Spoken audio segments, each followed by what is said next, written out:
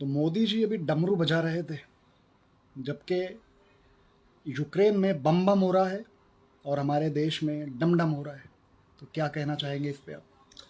देखिए, मोदी जी अपने ही दुनिया में मस्त रहते हैं। चाहे कुछ हो जाए, उनको इलेक्शन के अलावा कुछ दिखता नहीं है। अभी यूपी के इलेक्शन में इतने ज़्यादा व्यस्त है कि जो यूक्रेन में तकलीफ चालू हो गई, वो समय रहते अगर उन्होंने तकलीफ सुलझाई होती, वहाँ पे अगर गवर्नमेंट ने वक्त पर एडवाइजरी एक स्ट्रिक्ट एडवाइजरी जारी की होती, और जैसे कि एयर इंडिया ने वहाँ पे भाव बढ़ा दिए, अगर वो फ्री फैसिलिटी या बहुत कम जो रीजनेबल प्राइस में फैसिलिटी देते, तो हमारे बच्चे वहाँ फंसते नहीं।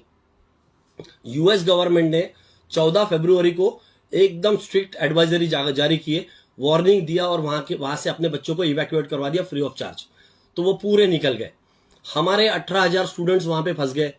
और अब आप क्या कर रहे हो? अब आप उसका क्रेडिट लेने की कोशिश कर रहे हो। अब आप वहां के बच्चों को पहले तो आपने ढंग से एडवाइजरी जारी नहीं किया। जब पोजीशन खराब हो गई तो आपकी इंडियन एम्बेसी उनको रिस्पॉन्ड नहीं कर रही, और दिखावे के लिए अभी आपके 5 मंत्री जो है हमारे सेंट्रल गवर्नमेंट के, वो अलग अलग बॉर्डर्स पे जाके बाहर एयरपोर्ट पे रुक गए, और जो लड़के पूरी डिफिकल्टी फेस करके, सब समस्याएं झेल के, सब पैदल चल के, इतनी तकलीफें झेल के, और इतनी 2-2, 3-3, 4-4, 5-5 रातें बाहर गुजार के ठंड में पैदल चल के जो आ रहे हैं, डरे हुए हैं, भूखे प्यासे हैं, उनको पानी नहीं मिल रहा, उनको खाने को नहीं मिल रहा, ऐसे बच्चे जब वो बॉर्डर पार कर ले रहे हैं, इमिग्रेशन क्लियर कर ले रहे हैं, उनको जाके मिल रहे हैं और क्रेडिट ले रहे हैं कि बोलो मोदी, और मोदी की जय जयकार करने लगा रहे हैं।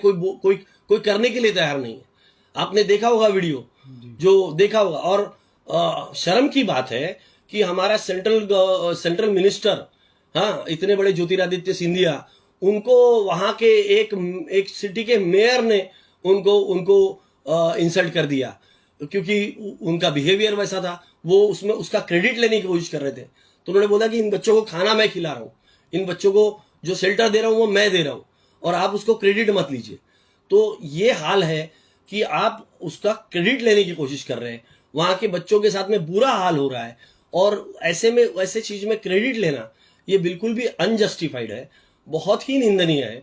आप अगर थोड़ा समय पे, अगर गवर्नमेंट उसमें थोड़ा समय पे अगर उनको स्ट्रिक्ट वार्निंग दे देती, एक एडवाइजरी जारी कर देती, और बच्चों को वहां से लाने के लिए एक रीजनेबल फेयर, कोई फोकट में नहीं आना चाहता, वो बच्चे वहां पे अपने पैसे से पढ़ने के लिए गए, तो अगर आप उनका वापस आने का फेयर थोड़ा रीजनेबल कर देते, तो आज जो बच्चे हमारे नाइटमेयर्स झेले हैं, उनके साथ में जो साइकोलॉजिकल आने वाले समय में प्रॉब्लम होगा, ये सब चीजें देखने की वजह से कई लोगों को हाइपोथर्मिया हो गया। तो ये जो डिफिकल्टीज वो लाइफ में आगे फेस करेंगे, वो फेस नहीं की होती। गवर्नमेंट थोड़ा सा एक इंसानियत का जो है वो एटीट्यूड रखे, हर चीज का पॉलिटिकल फायदा उठाने की कोशिश ना करे। एक बच्ची का हमने देखा, वीडियो वायरल हुआ, जिसमें उसने कहा कि इंडियन एम्बेसी के अधिकारियों ने हमसे कहा कि जो टॉयलेट साफ करेगा उसे हम पहले भारत वापस ले जाएंगे। बहुत ही गलत बात है, बहुत ही यानी इट इज वेरी डिप्लोरेबल, बहुत बहुत निंदनीय है उनका ये बिहेवियर, क्योंकि बच्चे ऑलरेडी साइकोलॉजिकल प्रॉब्लम्स झेल रहे हैं, उनको एक लाइफ का थ्रेट है, वो अपनी जान बचा के, आजू बाजू में बम फूट रहे हैं, इस तरीके के अटैक्स हो रहे हैं, ऐसे में उनको खाना नहीं मिल रहा, पानी नहीं मिल रहा, और उसमें ऐसा बिहेवियर इंडियन एम्बेसी की तरफ से होना, ये बहुत ही गलत है। किसी भी वहां पे ऐसा नहीं है कि वहां पे बाकी जनजीवन पूरी तरह से खत्म हो चुका है।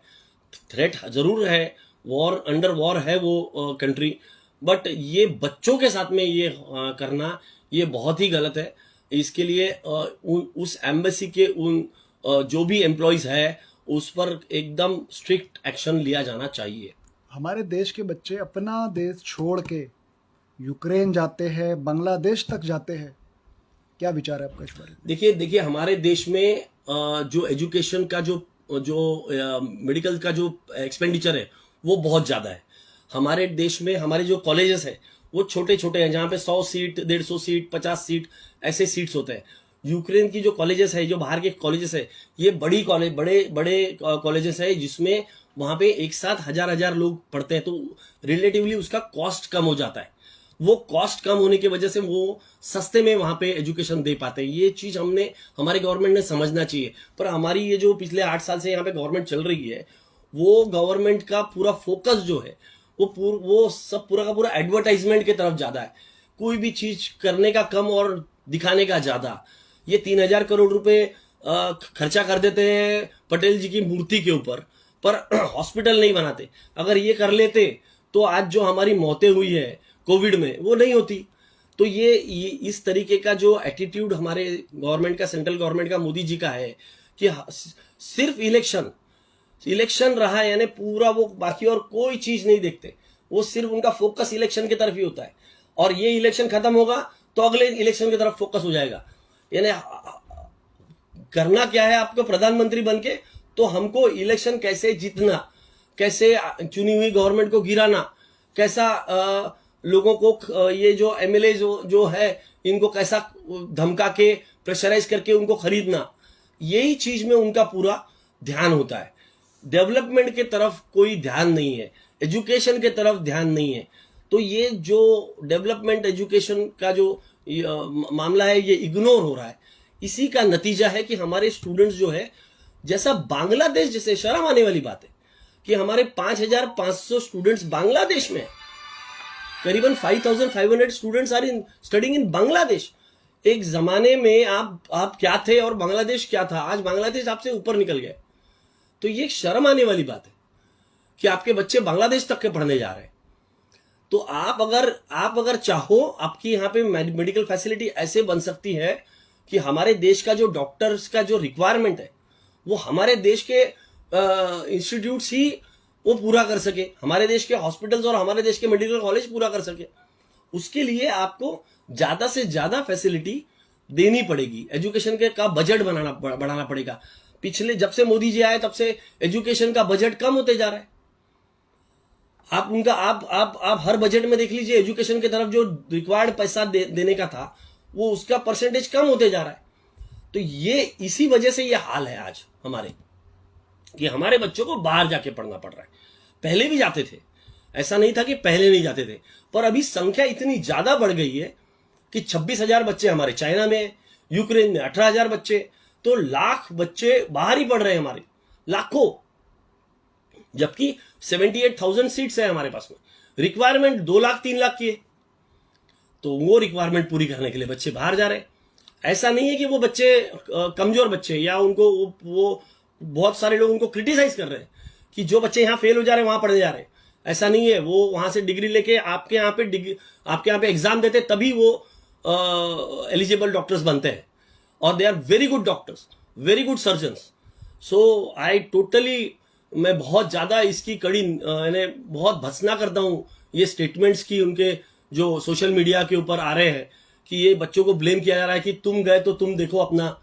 ऐसा नहीं है, आपके वजह से गए, आपने यहाँ नई फैसिलिटी खड़ी किया इसलिए गए। वो वहां पढ़ के यहाँ ही दे रहे हैं सर्विस अपनी, वो वहां पढ़ के आ रहे हैं और यहाँ पे आपके लोगों को ट्रीट कर रहे हैं। तो ये बात बिल्कुल गलत है कि उनके ऊपर ब्लेम देना कि आप गए तो आप देख लो भाई। अरे आपने उनको यहाँ की तो एग्जाम दिया था उन्होंने, 15,000 लोग एग्जाम अपेयर करते हैं, 15 लाख लोग। आपके पास में अगर सीट्स कम है तो उनकी क्या गलती है? क्या गलती है उन लोगों की? तो वो पढ़ने जा रहे हैं, उनको वापस लाने की जिम्मेदारी आपकी है। इवैक्यूएशन प्रॉपर होता तो ये तमाशा नहीं होता। अगर आप पूरी तरह से, आपका पूरा गवर्नमेंट का मशीनरी जो है वो पूरी तरह से इलेक्शंस में बिजी था, इस वजह से आज ये सिचुएशन में फंस गए हो कि लोगों के सामने आप पूरा एक्सपोज हो गए हो। हर चीज का क्रेडिट लेने की कोशिश करते हो, लोगों को समझ में आ जाता है। बच्चे खुद ही बोल रहे हैं, हजारों वीडियोस वायरल है, आप यूट्यूब पे देखिए, हजारों वीडियोस वायरल है वहां के बच्चों की जो आप बीती हुई है, उसके कई वीडियोस वायरल है, एक बच्चे का नहीं है, हजारों लोगों का वीडियोस वायरल। कल एक वीडियो वायरल हुआ था, जो सुमी राज्य है, सुमी नाम का एक राज्य है यूक्रेन में, तो तिरंगा सभी भारतीय बच्चों के हाथ में है, और वो लोग कह रहे थे कि हमारी मौत का जिम्मेदार जो है वो भारत सरकार होंगी, हमें जो भी होगा यहाँ से, ये हमारा आखिरी वीडियो है। बराबर है, क्योंकि वो बच्चे थक गए हैं। अभी एम्बेसी को कॉल कर करके कि बाकी देश के, यहां तक कि अफगानिस्तान और अरब कंट्रीज ने भी अपने बच्चों को वहां से इवैक्यूएट करने के लिए बसेस अरेंज की, किसी भी माध्यम से वहां के एजेंट्स को पकड़ा और बसेस अरेंज किया, पैसा खर्चा किया और बसेस अरेंज करके उनको बॉर्डर तक लाने की कोशिश की। पर हमारे देश के जो 5 मंत्री है वो बॉर्डर पे जाके रुक गए और वो वहां जाके अपनी राजनीति चमका रहे, वहां क्रेडिट लेने की कोशिश कर रहे। वो फ्लाइट में पहुंचते हैं और मोदी जी के नारे लगवाते हैं। इसमें मोदी जी का क्या क्रेडिट है? अगर आपने वक्त रहते 80,000 का जो टैरिफ है वो अगर कम करा के 25,000 पे ला दिया होता तो ये नौबत नहीं आती हमारे बच्चों को आज ये तकलीफ सहन करने की। एक स्ट्रिक्ट वार्निंग दी होती जैसे कि यूएस ने दी, वैसे अगर दी होती तो आज 14 तारीख के बाद से जो समय गया 10 दिन में हमारे बच्चे इवैक्यूएट हो गए होते पूरे और खुद के खर्चे पे आते। आज जो आप जो बाहर बैठ के राजनीति कर रहे हो, देश के 5 बॉर्डर्स के ऊपर एक एक मंत्री बैठ के वहां पे फ्लाइट में जा जाके नारे लगवाते हैं बच्चों से, ये क्या मजाक लगा के रखा हुआ है? इसके पहले भी इवैक्यूएशन हुए, ऐसा क्रेडिट किसी ने नहीं लिया। 10 मार्च को रिजल्ट आने वाले हैं यूपी इलेक्शन के, तो बुरी तरह से हारने वाली है भाजपा, बुरी तरह से। तो टेक माय वर्ड्स, यूपी के बुरी तरह से हारने वाली है भाजपा। यूपी के अलावा भी हर जगह पे भाजपा को जनता वो अपना ये दिखाएगी, जो उनके साथ में इन्होंने जो उनको ट्रीट किया है, जिस तरीके से जनता को लूटा है। आप देखिए पेट्रोल के भाव अभी 7 तारीख को कैसे बढ़ने वाले सिर्फ इलेक्शन के लिए वो चीज रोक के रखिए। आप ये सोचिए, कांग्रेस के रेजिम में जो क्रूड ऑयल का रेट $140 प्रति बैरल था, हम उस समय भी 70-75 रुपए के भाव से पेट्रोल दिया करते थे। आज 110 पे गया, अभी 109 रुपए का पेट्रोल मिल रहा है। आने वाले 7 तारीख को वो 135-125 के ऊपर चले जाएगा। क्यों इतने टैक्सेस ले रहे हो हमसे? क्यों लूट रहे हो जनता को? जिस डीजल के ऊपर 3 रुपए कुछ पैसे टैक्स लिया जाता था, उस डीजल के ऊपर 30 रुपए टैक्स ले रहे हो आप। तो ये भाव बढ़ेंगे ही। इतना लूटोगे, कहां डालोगे? अपने सब उद्योगपति दोस्तों को दोगे? आपके लिए गरीब जनता कोई मायने नहीं रखती। आपको सिर्फ अपने उद्योगपति दोस्तों का फायदा करवाना है और उनके माध्यम से खुद का फायदा करवाना है।